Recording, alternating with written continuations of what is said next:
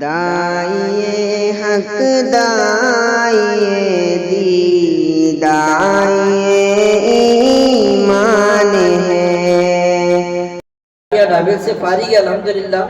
اس علاقے کے نوجوان عالم دین ہے، ایک مدرسے کے مہتمم بھی ہیں۔ تو حضرت مفتی صاحب نے، بلکہ قاری ہارون صاحب سے مشہور ہے، قاری صاحب نے جو ہے تو اس ویڈیو کو دیکھا، فضل ربی کے کام کو، اور سراہتے ہوئے یہ عزم کیا کہ ہم بھی انشاءاللہ آئیں گے، سیکھیں گے اور اپنے علاقے میں ایسا کام شروع کریں گے۔ لہذا یہ قافلہ گزشتہ ہفتے اورنگ آباد پہنچا۔ ایک ہفتے کی مکمل ان کو ٹریننگ دی گئی۔ جلد سازی کا کام انہوں نے اچھی طریقے سے سیکھا ہے، بلکہ آپ کے سامنے ان کے ہاتھ کے کیے ہوئے قرآن بھی انشاءاللہ پیش کیے جائیں گے۔ اب ان کی روانگی کا وقت ہے۔ ظاہر بات ہے، ایک ہمارے صوبے مہاراشٹر کو چھوڑ کر صوبے کرناٹک سے یہ حضرت آئے ہیں۔ ان کی واپسی کے وقت حوصلہ افزائی کے لیے ہم سب جڑے ہیں، اور یہی ان کی حوصلہ افزائی ہے، بلکہ ہمارے اپنے لیے سعادت کی بات ہے کہ جو کام شہر اورنگ آباد میں ہو رہا ہے اب وہ انشاءاللہ پورے ملک میں پھیلے گا، اور جتنے ہم سب محبت بھری نگاہ سے دیکھ رہے ہیں انشاءاللہ اس کار خیر کے اجر عظیم میں ہم سب شریک رہیں گے۔ لہذا چنانچہ آج کی ہماری اس مجلس کے آغاز کے لیے میں ہمارے مفتی محمد ندیم صاحب نشاطی کو دعوت دیتا ہوں کہ وہ آئے اور آپ کی مجلس کا قرآن کریم کی تلاوت سے آغاز کریں۔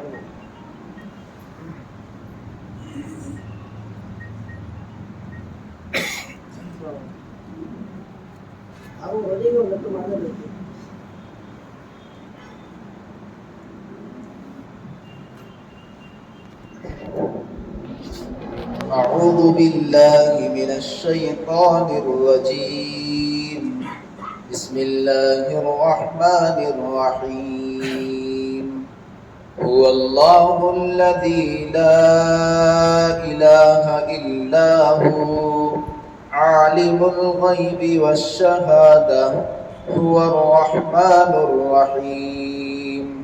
هو الله الذي لا إله إلا هو الملك القدوس السلام المؤمن المهيمن العزيز الجبار المتكبر سبحان الله عما يشركون. هو الله الخالق البارئ المصور له الأسماء الحسنى يسبح له ما في السماوات والأرض وهو العزيز الحكيم. صدق الله العظيم.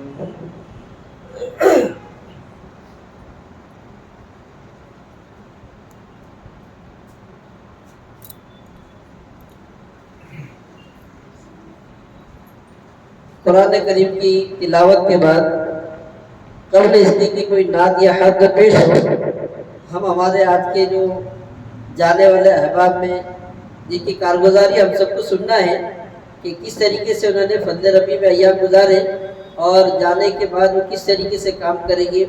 چنانچہ میں اس کی دعوت دیتا ہوں حضرت مولانا قاری مفتی ہارون صاحب کو کہ وہ آئے اور اپنے تاثرات پیش کریں۔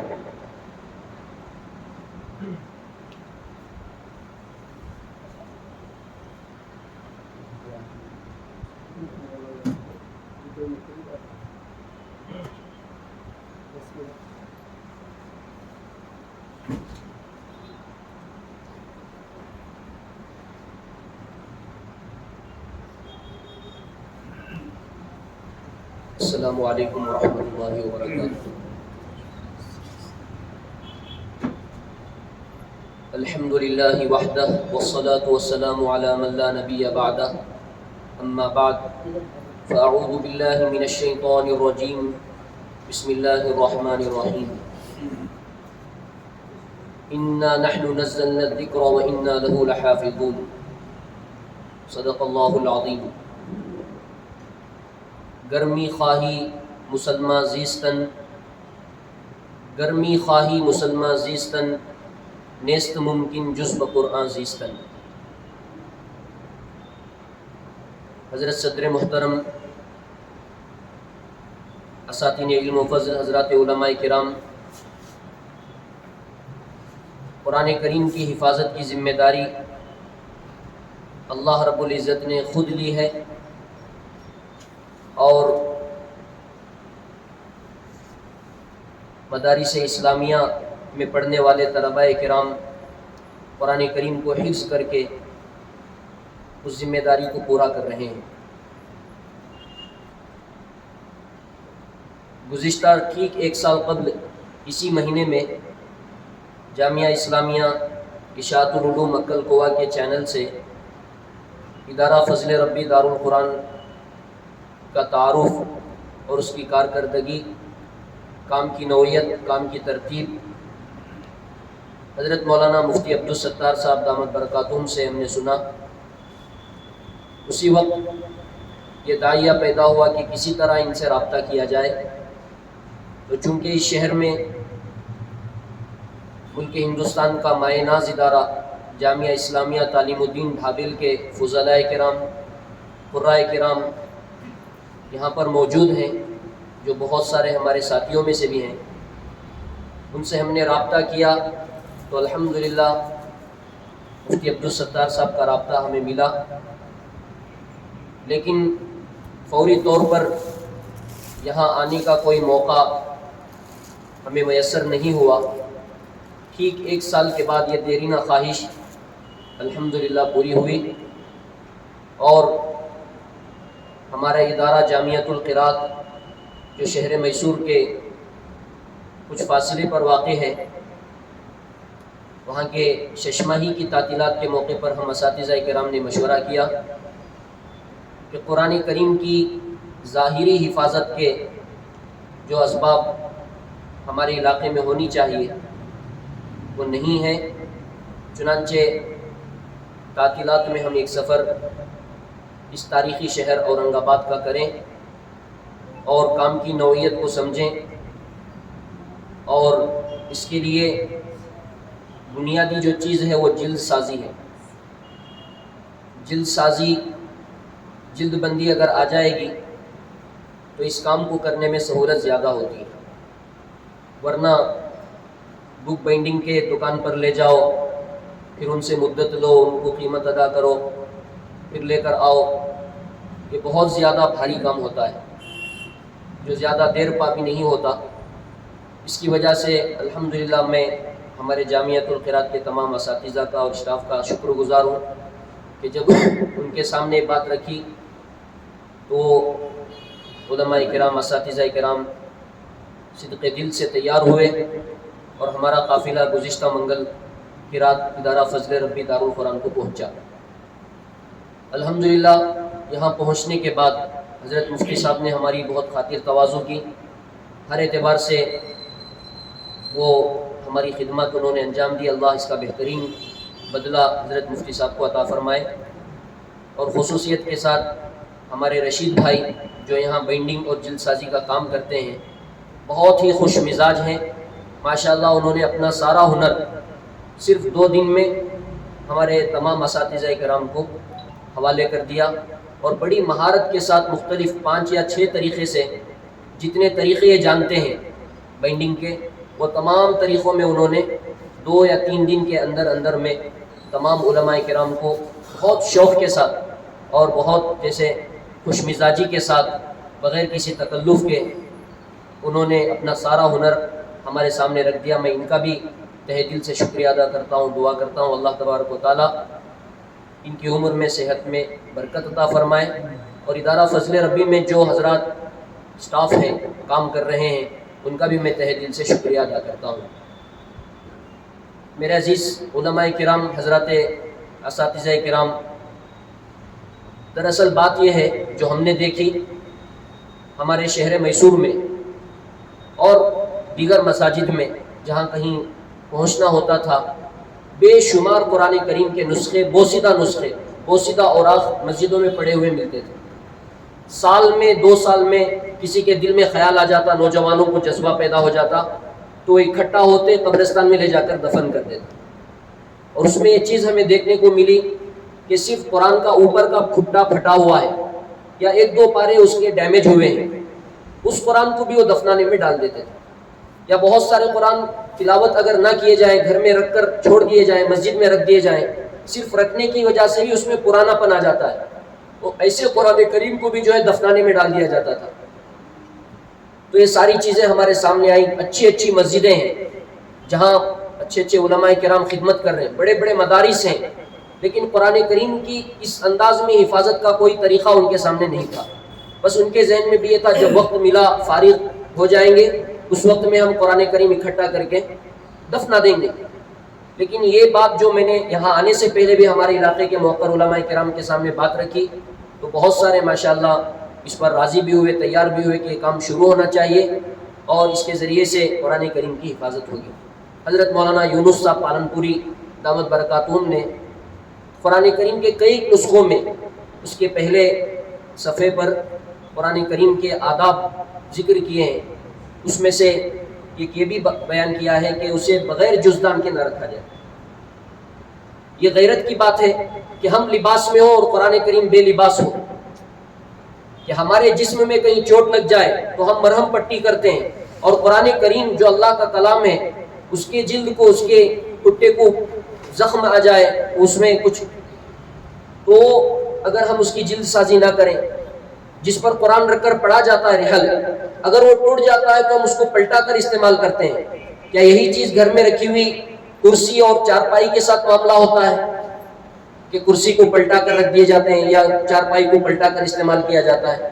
تو پھر قرآن کریم کے ساتھ اور قرآن کریم رحل میں رکھ کر جو پڑھا جاتا ہے اس کے ساتھ اس طرح کا ناروا سلوک کیوں ہے؟ کیونکہ قرآن کریم کو جزدان میں رکھنا چاہیے. قرآن کریم کے آداب میں سے یہ ہے کہ قرآن کریم کو سب سے زیادہ پڑھنے والے, سب سے زیادہ جاننے والے, اس کی تفسیر کو پڑھنے والے ہم علماء کرام اہل علم ہیں. تو اہل علم کی ذمہ داری بنتی ہے کہ اس کی ہر طرح کی حفاظت کریں. اگر ہم علماء کرام اس کی فکر نہیں کریں گے تو پھر عام آدمی تو اس سے ان کو کوئی فکر نہیں ہے. اگر ہم توجہ دلائیں گے تو ہمارے معاون بنیں گے, ہمارے معاون بنیں گے. حضرت مولانا مفتی سید معصوم ثاقب صاحب دامت برکاتہم ایک مرتبہ شہر میسور تشریف لائے تھے تو انہوں نے کہا کہ ہمارے کپڑے گندے ہو جاتے ہیں تو ہم کپڑے دھل دیتے ہیں, لیکن قرآن کریم کا جزدان وہ دھول میں, گرد و غبار میں پرانا میلا کچیلا ہو جاتا ہے لیکن اس کو دھویا نہیں جاتا.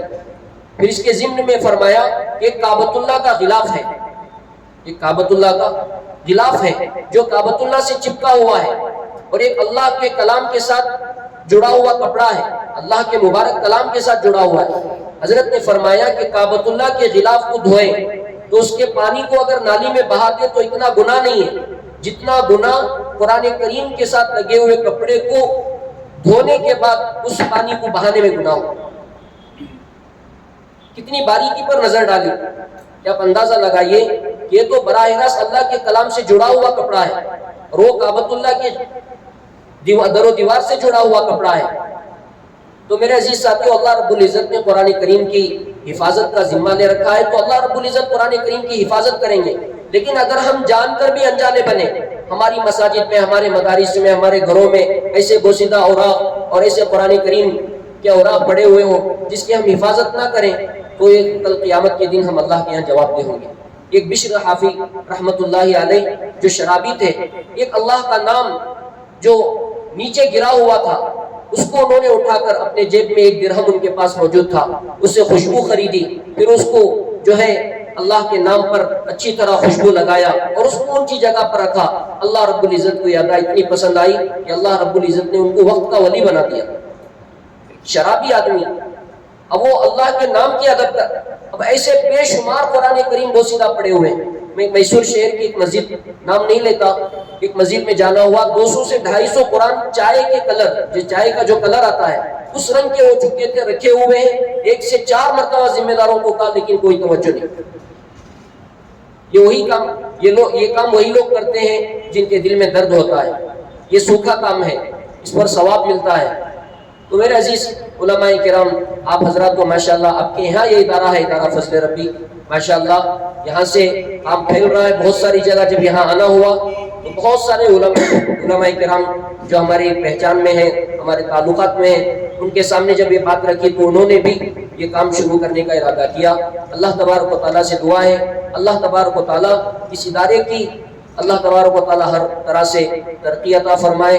یہاں کی جو ضروریات ہیں اللہ تعالیٰ اسے اپنے خزانے غیب سے پورا فرمائے۔ اللہ تبارک و تعالیٰ نے قرآن کریم کی حفاظت کی ذمہ داری بھی لیے، اس کی صداقت کی اور اس کی حفاظت کی۔ دیکھیے مامون الرشید بہت بڑے بزرگ بھی گزرے ہیں، انہوں نے ایک اسرائیل یہودی آدمی سے ملاقات کی اور اسے اسلام کی دعوت دی، تو اس نے انکار کر دیا کہ میں میرے آبا و اجداد کے دین کو چھوڑ کر کیسے اسلام مذہب قبول کروں، میں ہرگز نہیں چھوڑوں گا۔ چنانچہ وہ چلا گیا، بات ہو گئی چلی گئی، لیکن کچھ عرصے کے بعد دوبارہ جب اس کی مامون الرشید سے ملاقات ہوئی تو اسلام قبول کر چکا تھا۔ اسے پوچھا بھائی تم نے اسلام کیوں قبول کیا؟ تو انہوں نے کہا میں نے تورات میں کچھ آگے پیچھے کیا، انجیل میں کچھ آگے پیچھے کیا، اس کو پھاڑ کر کچھ اضافی مضامین داخل کر دیے، تو پھر وہاں کے ان کے پیشواؤں نے اسے قبول کر لیا، کچھ نہیں کہا۔ لیکن جب میں نے قرآن مجید کے نسخوں میں کچھ آگے پیچھے کیا، کچھ صورتوں میں تبدیلی کر دی اور پھر میں نے علماء کرام کو پیش کیا تو انہوں نے ہرگز قبول نہیں کیا، کہا یہ غلط ہے، اس کو ہم آگے چلانے نہیں دیں گے۔ یہ اللہ رب العزت نے قرآن کریم کی حفاظت کی۔ حجاج بن یوسف کتنا سفاک اور ظالم ہے، کتنے قتل کیے ہیں۔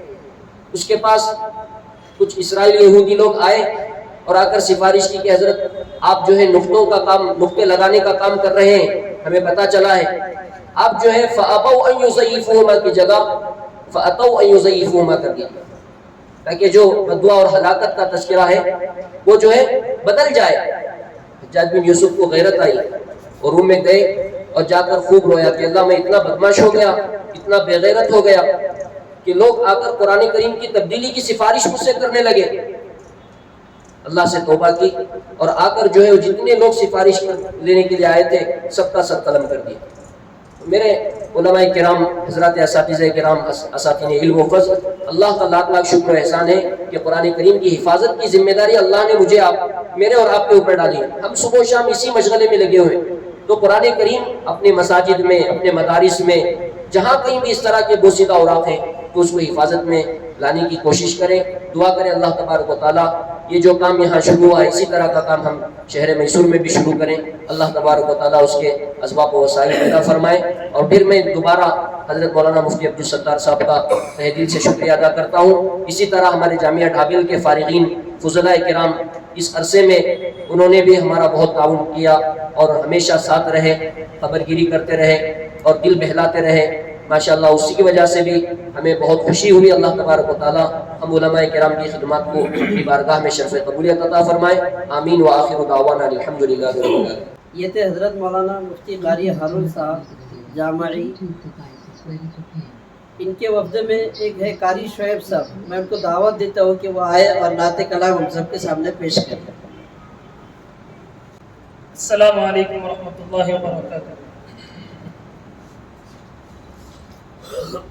فخر کون و مکان رحمت دو جہاں، فخر کون و مکان رحمت دو جہاں، سید الانبیاء شافع المذنبی کے میرے آقا کا کوئی جواب نہیں، میرے مولا کا کوئی جواب نہیں، میرے آقا کا کوئی جواب نہیں، میرے مولا کا کوئی جواب نہیں۔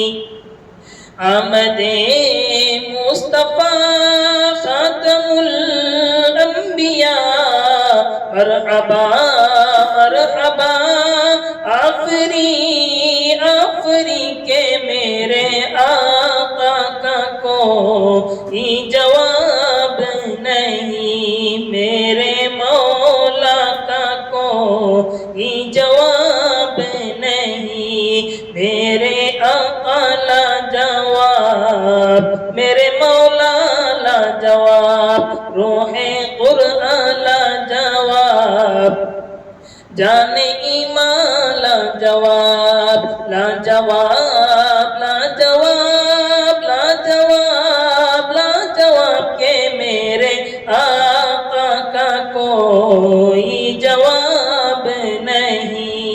میرے مولا کا کوئی جواب نہیں۔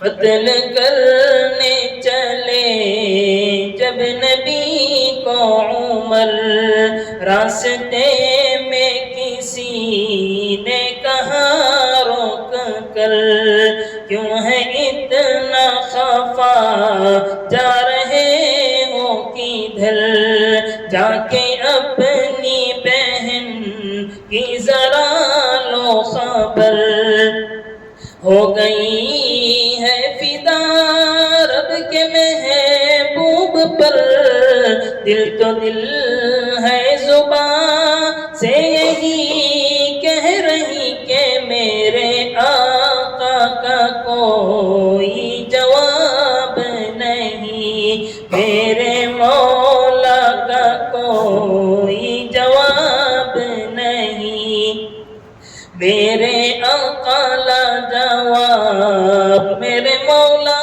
لا جواب، روح قرآن لا جواب، جان ایمان لا جواب، لا جواب، لا جواب، لا جواب، لا جواب کہ میرے آقا کا کوئی جواب نہیں، میرے مولا کا کوئی جواب نہیں۔ جب سمیہ نے دین کا کلمہ پڑھا، دین کا برچھا لگا، خون اسلام میں سب سے پہلا بہا، اور سمیہ نے دل سے یہی دی صدا، میرا دل میری جان تجھ پہ قربان ہے، تو سلامت رہے اے رسول امی کہ میرے آقا کا کوئی جواب نہیں، میرے مولا کا کوئی جواب نہیں، میرے آقا لا جواب، میرے مولا لا جواب، روح قرآن لا جواب، جان ایمان لا جواب، لا جواب، لا جواب، لا جواب، لا جواب کہ میرے آقا کا کوئی جواب نہیں، میرے مولا کا کوئی جواب نہیں۔ ماشاءاللہ، یہ تھے ہمارے قاری شعیب صاحب جو نعت ہمارے سامنے پیش کر رہے تھے۔ ابھی جیسے قاری ہارون صاحب، مفتی ہارون صاحب نے ہمارے سامنے پیش کیا کہ قرآن کریم جلد سازی کس طریقے سے ہوتی ہے، مختصراً آپ حضرات کے سامنے اس کا سیمپل پیش کیا جاتا ہے۔ یاد رکھیں۔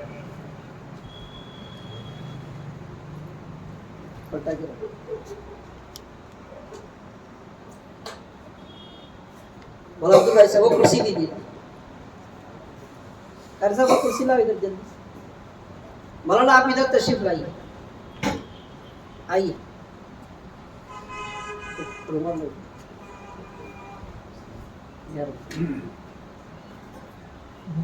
نہیں کرو۔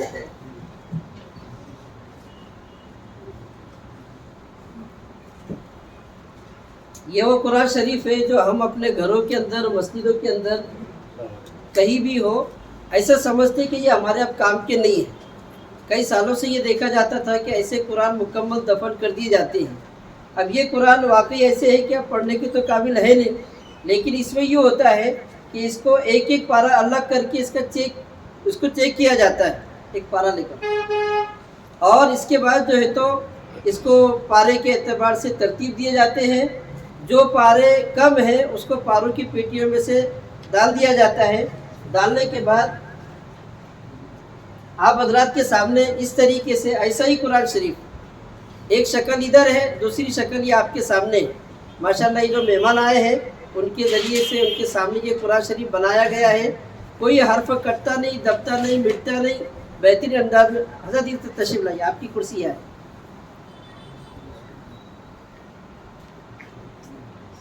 نہیں ادھر آ جائیے،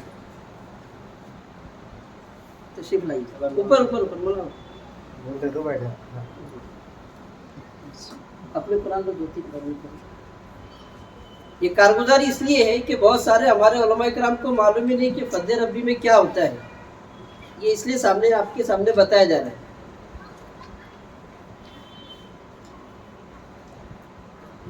ایک طرف یہ قرآن ہے جلد سازی سے پہلے، اور اس کے بعد یہ قرآن شریف ہے۔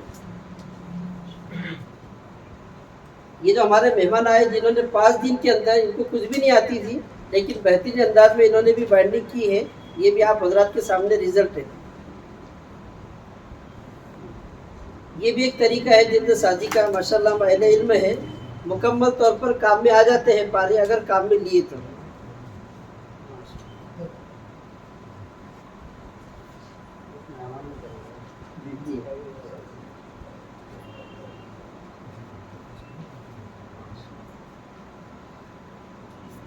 اس کے علاوہ ہوتا یہ ہے کہ ابھی عموماً تھوڑا سا ماحول ایسا بنا ہوا ہے، کسی کا انتقال ہوا، ایک پیٹی دکان پہ سلاؤ، مسجد میں رکھ دو، پہلے سے جبکہ ہزاروں پیٹیاں سینکڑوں کی تعداد میں مساجد میں موجود ہیں، لیکن الحمدللہ پاروں کی پیٹیوں میں سے پاروں کو نکالا جاتا ہے۔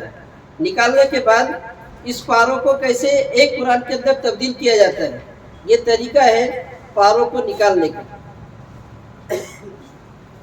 یہ آپ کے سامنے پٹھا ہٹا دیا گیا۔ اب یہ پٹھے چھوٹی چھوٹی کتابوں کے لیے استعمال کیے جا سکتے ہیں، یا تو پھر اس کو بھی، کیونکہ قرآن کی آیت کا ٹکڑا ہے، اس کو دفن کر دیا جاتا ہے۔ اس کا یہ ورق نکالنے کے بعد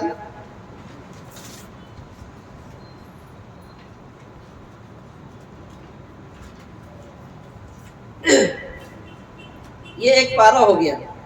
ایسے ہی پورے پاروں کی پیٹیوں کے پٹھے نکال کر اس کا ایک قرآن شریف اس طریقے سے اس کی بائنڈنگ ہو جاتی ہے۔ دکھنے میں بڑی پیٹی دکھ رہی تھی لیکن بائنڈنگ بننے کے بعد وہ ایک قرآن ہمارے سامنے موجود ہے۔ بہرحال یہ تھی فضل رب دارالقرآن کی کارگزاری۔ اب ہم 10 بجے تک چونکہ وقت ہے ہمارے پاس، کھانا بھی کھانا ہے تمام حضرات کو، اور اس سے پہلے دعا سے پہلے آنے جانے والے مہمانوں کو رخصتی کے طور پر ان کا استقبال بھی کرنا ہے، اور صدارتی انشاءاللہ خطاب بھی ہوگا۔ قبل اس کے کہ ہم آگے کی کارروائی کریں، قاری عبد الباسط صاحب آئے اور ایک نعت مزید پیش فرمائیں۔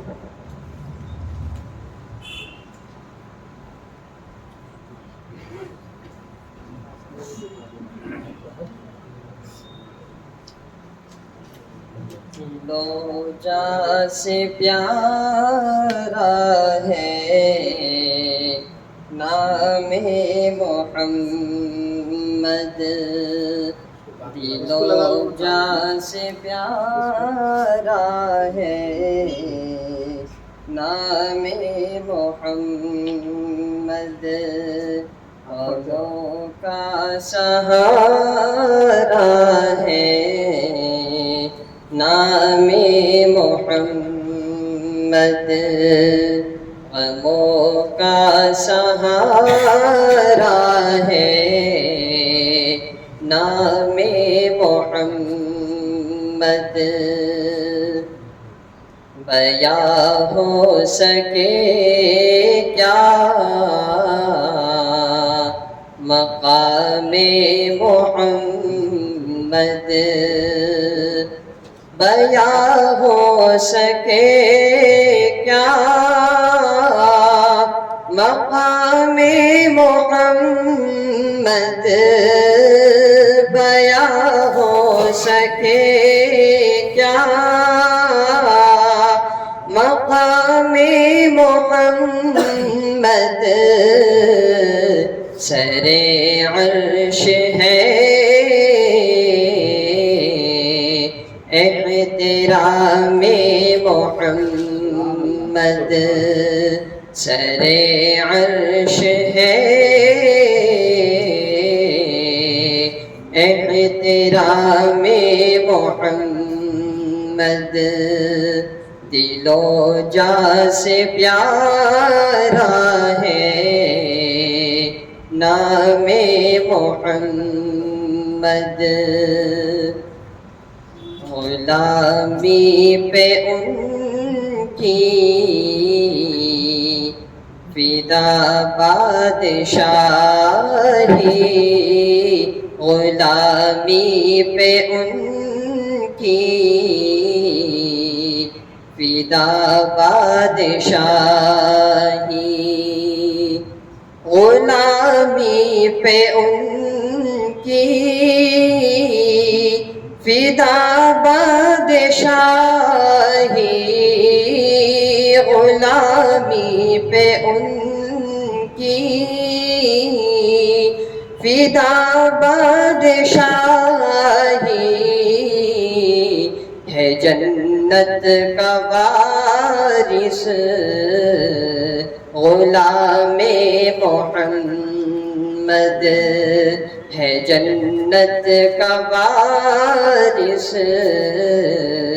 غلام محمد، غموں کا سہارا ہے نام محمد، حلیمہ کے پیارے دو جگ کے دلارے، حلیمہ کے پیارے دو جگ کے دلارے، حلیمہ کے پیارے دو جگ کے دلارے، حلیمہ کے پیارے دو جگ کے دلارے، ہے ذات خدا ہم کلام محمد، ہے ذات خدا ہم کلام محمد، دل و جاں سے پیارا ہے نام محمد، غموں کا سہارا ہے نام محمد۔ مولانا انور بخش صاحب اشاعتی یہاں پر موجود ہیں، حضرت بھی وقتاً فوقتاً یہاں کی نگرانی فرماتے ہیں، اور بھی سارے علماء کرام سب ہم اپنے ایک دوسرے کی ہے۔ کہنے کا مقصد یہ ہے کہ الحمدللہ قابل اطمینان کام ہو رہا ہے۔ اب آپ حضرات سے ہماری دو درخواست ہیں۔ پہلی درخواست یہ ہے کہ خادم قرآن ہونے کا آپ تمام حضرات بھی شرف حاصل کریں، وہ اس طریقے سے کہ جہاں بھی اپنے گھروں میں، مسجدوں میں، مکاتب میں، مدارس میں، خانقاہ میں ایسے قرآن شریف ہو، وہاں بے ادبی ہونے سے بہتر ہے کہ یہاں پر ان کو حفاظت کے ساتھ کچھ کام میں لایا جا سکے، اور اگر کام میں نہ آ سکے تو کم سے کم اس کی تدفین عمل میں آ سکے۔ ماشاءاللہ ابھی گزشتہ ہفتے ہی شہر میں جو تنظیم ہر مہینے ہر سال میں ایک مرتبہ کام کرتی ہے پرانی اوراق کو جمع کر کے صرف دفن کرنے کا، ہم نے بھی ہماری ایک ٹرک بھر کر مکمل عائشر بھر کر، ہمارے موسیٰ بھیا موجود ہیں، ان کی ایک بڑی عائشر ہے، مکمل عائشر ٹرک بھری، اور اس کے بعد آدھی گاڑی اور مزید بھر سکتی تھی، لیکن جگہ نہ ہونے کی وجہ سے ایسے قرآن شریف جو کام میں بالکل نہیں آ سکتے، دیمک لگے ہوئے، الحمدللہ ان کو خلدآباد قبرستان میں دفن کر دیا گیا۔ اب ادارے کے آئندہ عزائم یہ ہے کہ ہماری اپنی ادارے کی ذاتی جگہ ہو، اور تدفین کے لیے قرآن قبرستان کے نام سے الگ مستقل ایک 2-4 ایکڑ زمین ہو۔ اس کے لیے آپ حضرات دعا بھی کریں، اور اس کے لیے رہبری بھی کریں، رہنمائی بھی کریں، اور اگر کسی کی جگہ ہو تو اس کی بھی انشاءاللہ اطلاع کر دیں تاکہ وہاں پر یہ کام شروع کرنے میں سہولت ہو جائے۔ دوسرا تعاون اس طریقے سے کہ ایک قرآن کا بائنڈنگ کا ہدیہ لیا جاتا ہے 101 روپیہ، ہم اس میں بھی اپنے مرحومین کے لیے یا جو بھی ہمارے پاس آتے ہیں، ہر ایک کا ایک مریدین کا ایک حلقہ ہے، اپنے مریدین کے حلقے کو ادھر متوجہ کریں کہ واقعی نیا قرآن لانے سے بہتر ہے کہ پرانے قرآن شریف جو بائنڈنگ کر کے موجود ہے ایسے ہی قرآن ایصال ثواب کے لیے کہیں وقف کریں، چونکہ قرآن پہلے سے وقف ہے، صرف اس کے جلد سازی کے اخراجات لیے جاتے ہیں اور اسی کے سارے یہاں کے انتظامات عمل میں آتے ہیں۔ مولانا حامد صاحب مظاہری ہے، مولانا عیسیٰ صاحب ہیں، اسی طریقے سے مولانا عبدالواحد صاحب ملی ہے، یہ حضرات بھی اس ادارے میں وقتاً فوقتاً نگرانی فرماتے ہیں۔ اب جانے والے جو احباب ہیں، ہونا تو چاہیے تھا کہ ان کا شاعر شان اچھے انداز میں استقبال ہو، لیکن وہ خود اس کو پسند نہیں کر رہے، تواضع اللہ تعالیٰ ان کی قبول فرمائے. من تواضع للہ رفعہ اللہ. اور ویسے قرآن کریم کی طرف دیکھنا، اس کی خدمت کرنا، یہ خود ہمارے لیے بلندی کا ایک سبب ہے. چنانچہ تھوڑا سا ان کا استقبالیہ پروگرام ہے، ایک رومال کے ذریعے سے اور ایک شال کے ذریعے سے. میں مولانا ہارون صاحب کو دعوت دیتا ہوں کہ آپ آئے اور مولانا عبدالرشید ندوی مدنی آپ کا استقبال کریں.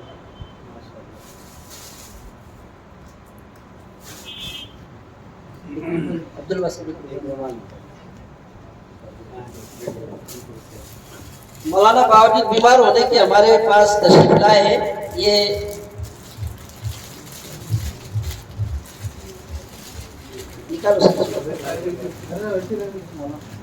اڑا دیتے ہیں، اڑا دیتے ہیں،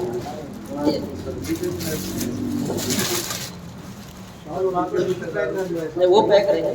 یہ آپ کے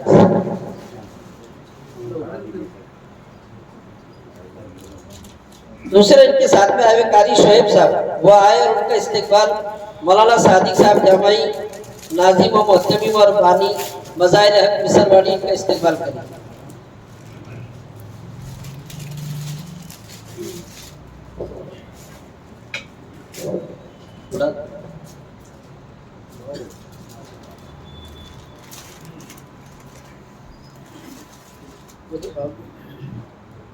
سفر میں آپ کو کام دیا اور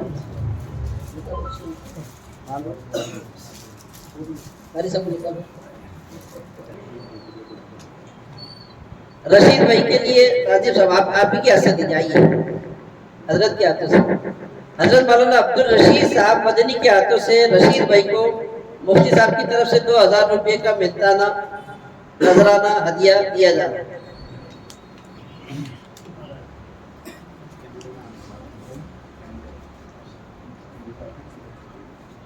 رقم نوٹ جزاک اللہ. السلام علیکم. ماشاءاللہ بڑے مخلص ہیں. ان کا 25 سال کا تجربہ جلد سازی میں. اللہ تعالیٰ ان تمام حضرات کو جزاک خیر عطا فرمائے. میں بڑے ہی ادب و احترام کے ساتھ ہمارے آج کے صدر محترم حضرت مولانا ڈاکٹر عبدالرشید ندوی مدنی کو دعوت دیتا ہوں. 10:30 بجے جانا ہے. نہیں 15 منٹ آپ کا تشریف لیں.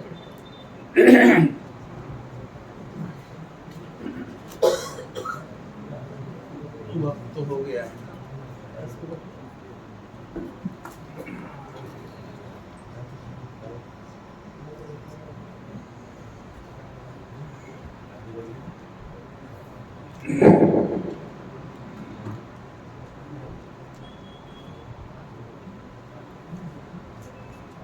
بسم اللہ الرحمن الرحیم.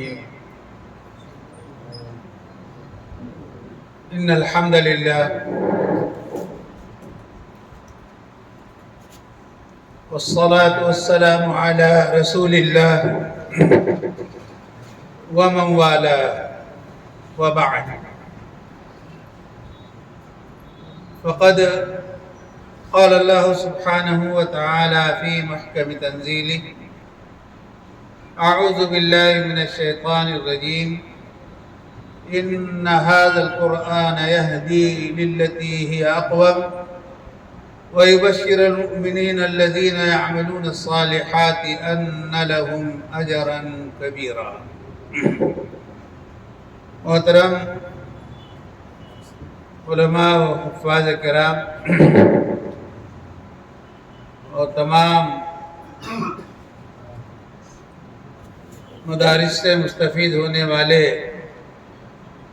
اور یہاں جمع ہوئے تمام ہی میرے ہم رکاب ساتھیوں، اس وقت کوئی گفتگو لمبی کرنی نہیں ہے.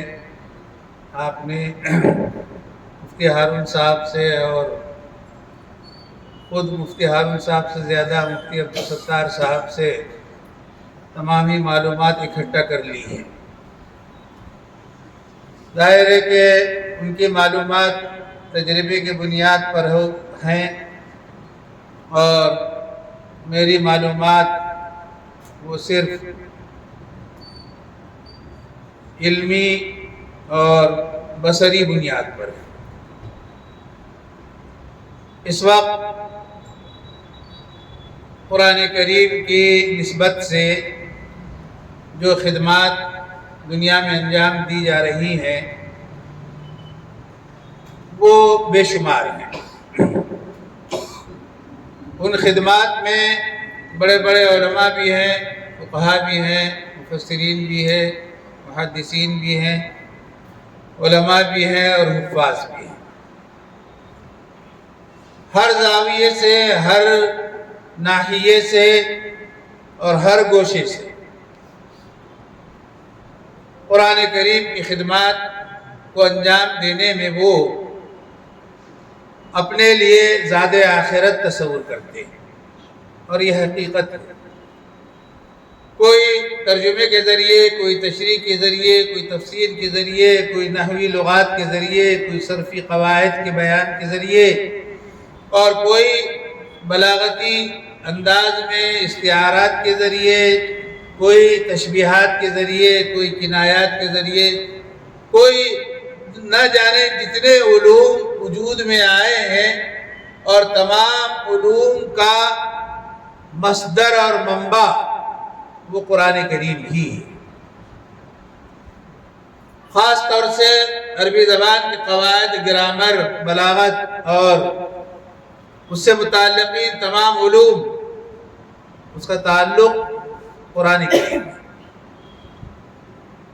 بقول کسے ہر کوئی شخص ہر زمانے میں قرآن کریم کو پڑھتا ہے، تدبر کرتا ہے، اس میں گہرائی اور تعمق کی کوشش پیدا کرتا ہے، اور اس کی سمجھ میں ظاہر ہے کہ اس کی سمجھ عقل کی بنیاد پہ نہیں بلکہ اس کی سمجھ علم کی بنیاد پہ۔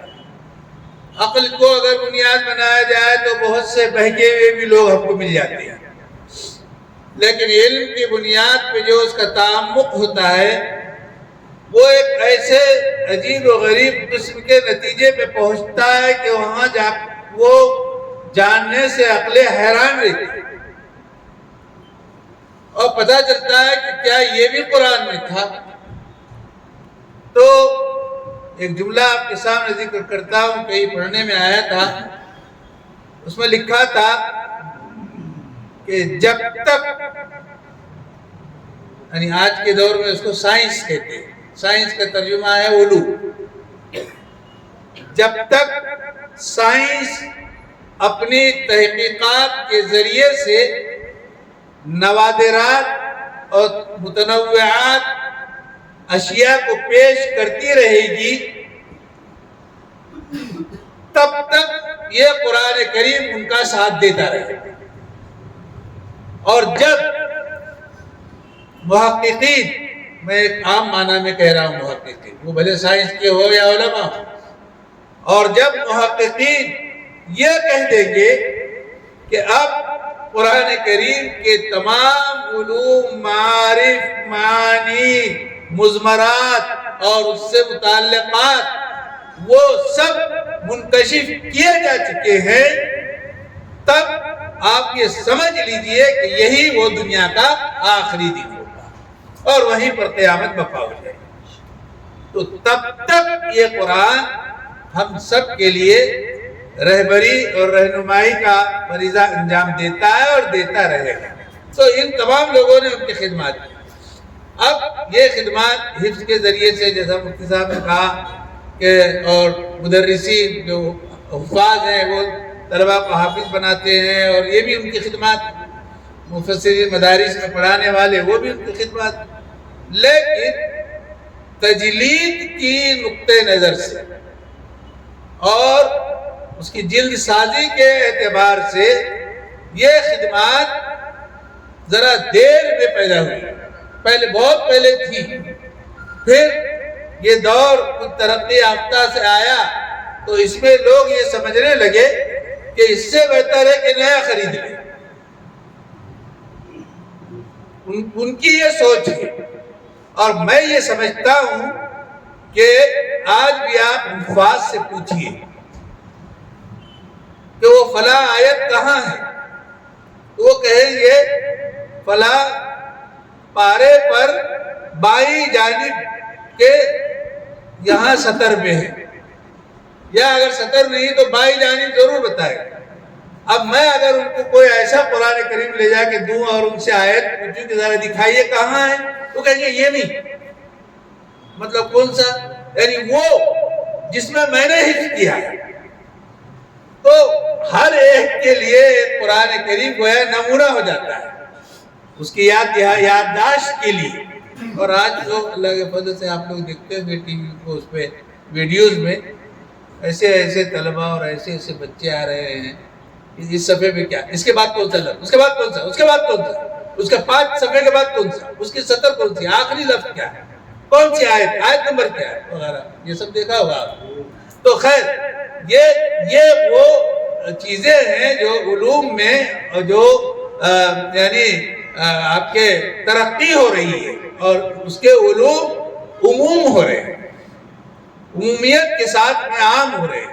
تو بہرحال قرآن کریم کی تجلید یعنی جلد سازی یا اس کو دوبارہ قابل استفادہ بنانا اور پھر اس قرآن کریم سے اپنے اس قدیم تعلق کو برقرار رکھنا، میں سمجھتا ہوں یہ ایک بہت بڑی خدمت ہے جو مدتوں سے، یعنی آج سے 50 سال پہلے تو تھا یہ معاملہ، اس لیے کہ اس وقت نئی چیز خریدنے میں زیادہ پیسے خرچ ہوتے تھے اور تجلید میں اتنی رقم نہیں لگتی تھی. تو اس وقت تو لوگ جلد کر لیا کرتے تھے کتابوں کے. مجھے یاد ہے کچھ ذرا یعنی آج سے 30-40 سال پہلے کی بات کر رہا ہوں.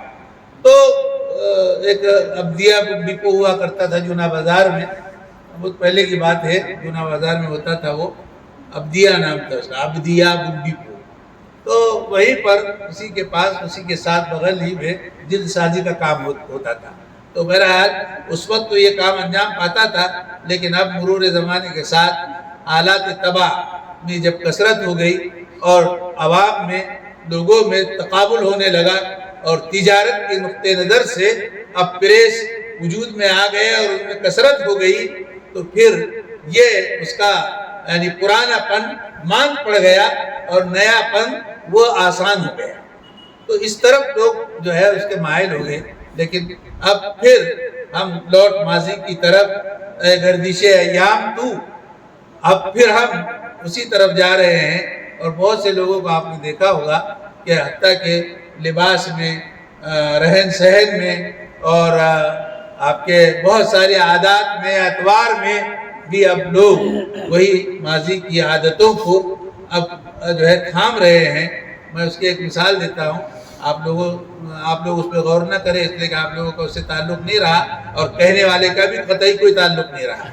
لیکن اس کا یہ مطلب نہیں ہے، مشاہدہ تو ہر کوئی کرتا ہے، اللہ نے آنکھیں دے رکھی ہیں. تو کسی زمانے میں کسی تہذیب کو عام کرنا ہوتا تھا اور آج بھی ہے، تو فلموں کے ذریعے سے عام کیا جاتا ہے. تو کسی زمانے میں کوئی ایک پتلون ہوتی تھی عجیب و غریب قسم کی، نام دیا گیا تھا اس کا ایلیفینٹ. یعنی جیسے ہاتھی کا پیر ہوتا ہے، نیچے چوڑا اور بیچ میں پتلا. وہ چلا تھا، ایک رواج چلا تھا. تو وہ چلا اور اس کا دیکھا دیکھی ہمارے نوجوان اسی رو میں بہنے لگے. پھر ایک زمانہ آیا، وہ بند ہو گیا، وہ آؤٹ ڈیٹ ہو گیا.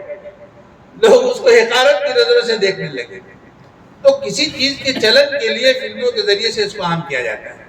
اور اب پھر ہم ماضی کی طرف جا رہے ہیں. وہ کہتے ہیں نا، دعوت و تبلیغ کے حضرات اکثر بولتے ہیں کہ جتنا ہم پیچھے جائیں گے اتنا ہم اسلام سے قریب ہوں گے، حقائق کے نزدیک. میں ذرا تھوڑی سی تعبیر بدل دوں کہ پیچھے نہیں، جتنا ہم آگے جائیں گے، اس لیے کہ ہمارے لیے وہ آگے ہے، اور جتنا ہم پیچھے رہیں گے اتنا ہم پچھڑے ہوئے رہیں گے. تو اس لیے یہ علوم و فنون اور فن اور ہنر، جو یہ ساری چیزیں، یہ بھی ایک خدمت کا ذریعہ ہے. البتہ ایک بات جو بار بار کہی جاتی ہے اس معاملے میں، میں اس کی تھوڑی سی تصحیح کرنا چاہتا ہوں کہ قرآن کی طرف نسبت کرتے ہوئے لفظ دفن اچھا نہیں لگتا کہ ہم یعنی اس کو دفن کر دیں گے. ہم نے ابھی 15 دن پہلے 2 ٹرک دفن کر کے قرآن کریم دفن کر کے آئے ہیں. میں سمجھتا ہوں کہ وہ کہ یہ بے شعوری میں جملہ نکل رہا ہے، لیکن میں اس لیے آگاہ کرنا چاہتا ہوں کہ یہ بے شعوری میں بھی نکلنے نہ پائے.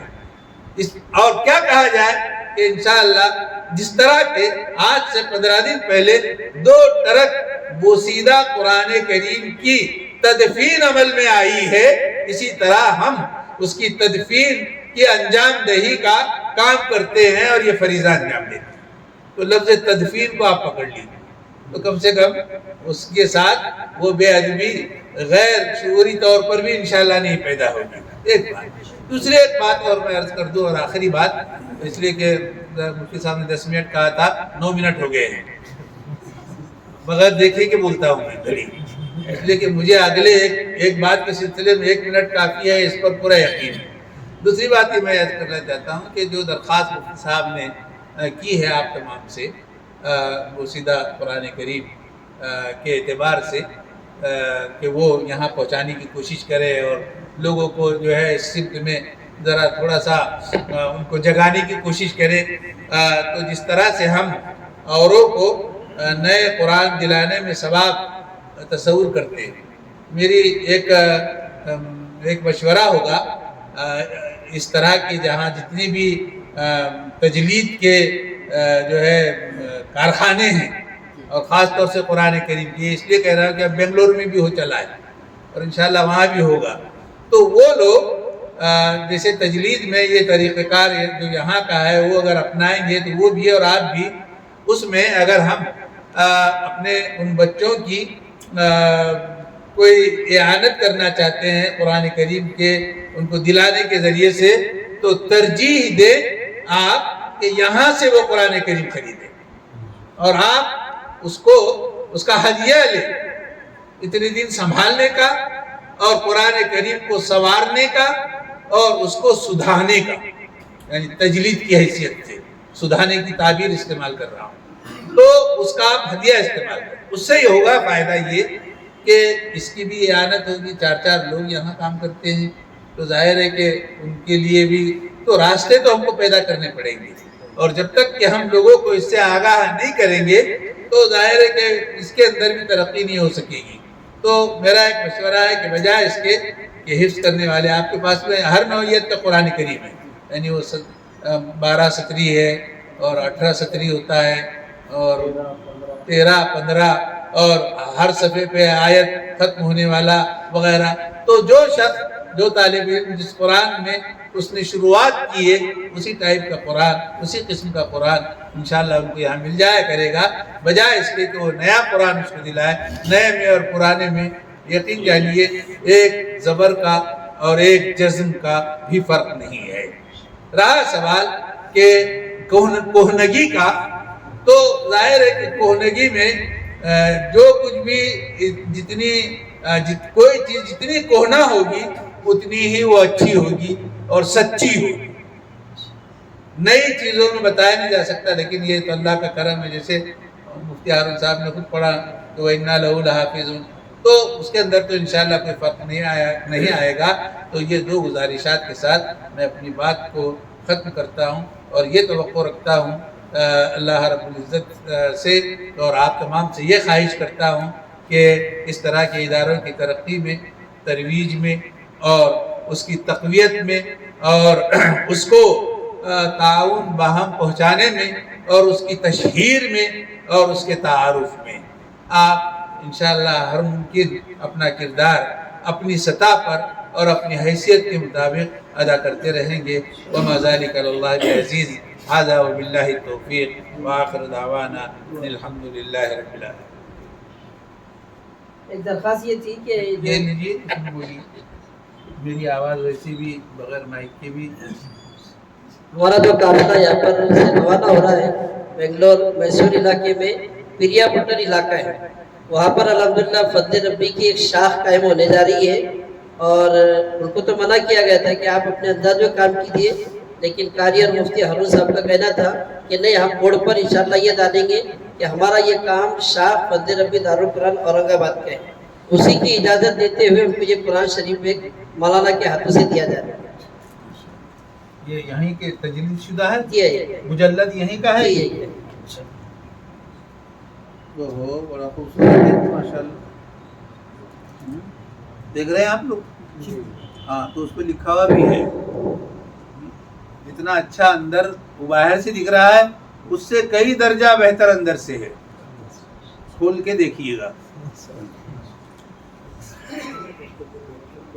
دعا کر دو. دعا کر.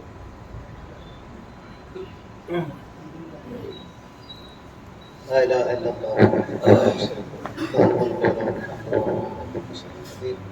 اللهم صل على محمد وعلى آل محمد كما صليت على إبراهيم وعلى آل إبراهيم اللهم أنت السلام ومنك السلام تبارك يا ذا الجلال والإكرام ربنا آتنا في الدنيا حسنة اللهم انصر الإسلام والمسلمين خاصة في فلسطين يا رب العالمين ربنا تقبل منا انك انت السميع العليم وتب علينا انك انت التواب الرحيم وصلى الله على النبي الكريم وعلى اله وصحبه اجمعين امين برحمتك يا ارحم الراحمين.